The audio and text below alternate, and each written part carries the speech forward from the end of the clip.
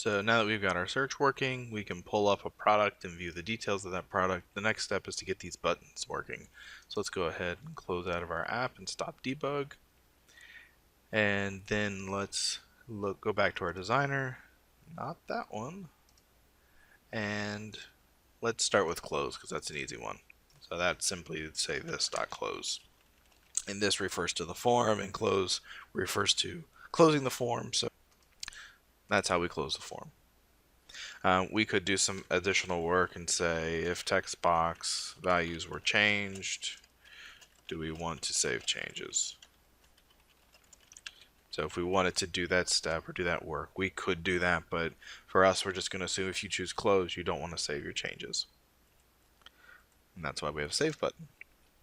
So then when you click the save button, this is where the heavy lifting happens. So the steps that we need is we need a product object. We need to create, or we need to copy the values from the text box into the new product object. Then we'll need our iInventory utility.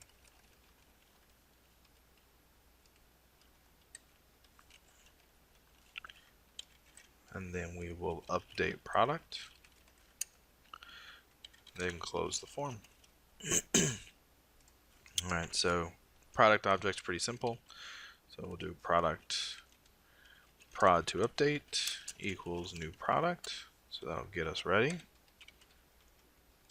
And then copying the values, actually we can probably do both of these steps at once. So instead we'll do one of these inline initializer deals. So description is txt description.text, comma, name is txt name.text. The UPC code is txt UPC code.text. The ID will be coming from our ID property, so this.id.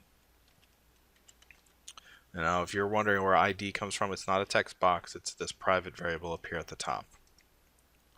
And that ended up getting created when we did our constructor here. So Visual Studio created that variable for us. So if you're missing it, you might have missed a step, and if you're wondering where it came from, it actually came along for the ride when this constructor was created.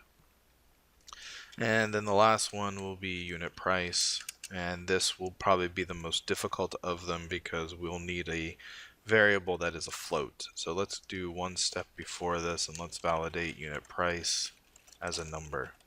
So I'm going to declare a float. I'm going to call it new UP. This is new unit price. And then I'm going to do float.tryparse. And what tryparse does is it takes in a string and passes back or sets a float result. So we'll take txt unit price.text, comma, out, because what's going to happen is there's a value coming out of this parameter, and this will be new UP. Now, tryparse is interesting because it returns a Boolean, so we can actually wrap this inside of an if statement. And we can do a not, so what this reads as is if float.tryparse is false, then do the opposite of false when make it true. So it'll attempt to parse the unit price text value and put it into the new UP.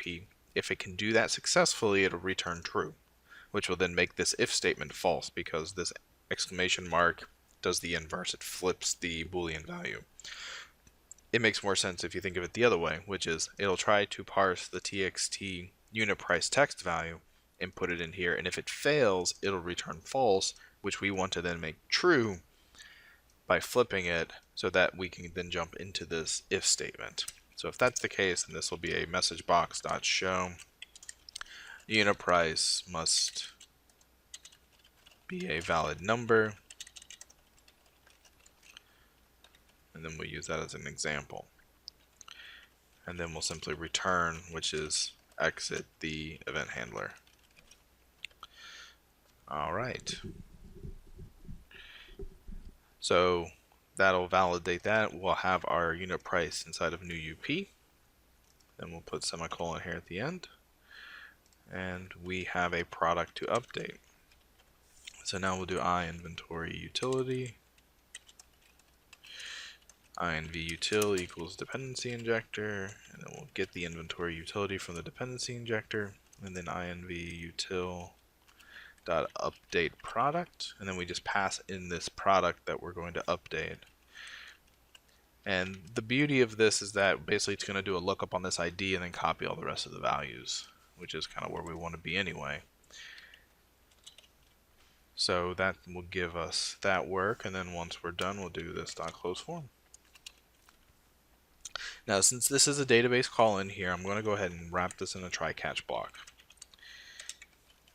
So we're going to catch an exception. And the easiest solution here, we could do things like logging, maybe even error handling, but without making this an extremely long video, we're just going to go through and do messagebox.show and then ex.message. So that's going to be the message that'll come through our exception object. So that'll give us some information around what's going on with the application. All right, so let's go ahead and start. Product search, B for ball. And I'll go ahead here then, and I'm going to click on basketball again. And I'm going to change my UPC code to be a little different. I'm going to change my price to be a little different, and my description to be orange ball with stripes. And if I click save, we didn't get an error, but we also don't know if things change. So let's go ahead and search again. And now that we did the search, we actually re-pulled data from the database. So now we see our updated UPC code, our updated description, and our updated unit price. So those values came from our form.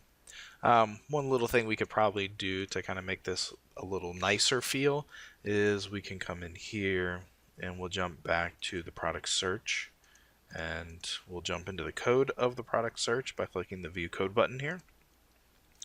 And let's go down to where we show our dialog. And this show dialog pops open product update. So what we can do is after that dialog box is closed, we can actually go back and just rerun our search routine. So we can call btn product search, which will then force it to do an update of our data. And the sender will be our sender, and our event args we can pass as well. So that'll just get everything up and running again. So this is basically refresh the search. So if we do it one more time now, we'll go product, search for product, and we'll do B for ball. And let's go ahead and update the soccer ball. So we'll double click, and we'll 5, 6, 7, 8, 9. We updated the price by 25 cents. And we'll say that it's blue and white, and you kick it. So now we'll hit save. And we'll see now that after we did that save, this grid updated. So there's our updated UPC code, our description is updated, and our price is updated. Oh, apparently we generated an exception somehow. Object reference is not set to an instance. So we actually ran into a case where this fall through, we ended up with 0 rows, and we fell through and generated an error just by clicking around on the form. So this is one of those things where it's a user bug. As people are using the application, they'll run into this. And this is actually a fatal bug. This is going to crash the entire program. So what we need to do here is let's go ahead and stop this. Let's handle it. So here we can simply say if product VM is null, return. This will be exit the function. So since we don't have an item that was actually selected, we just want to leave, and that makes it safe. So I'm not sure how I managed to get that to happen. How I managed to double click and select no rows, unless I double click down here. Nope, that didn't do it. Double click here. I'm not sure how I managed to double click and not select anything, but apparently somehow I did it. Nope, that open golf ball. I don't know, but that was a bug, and we just fixed it by addressing that null reference exception.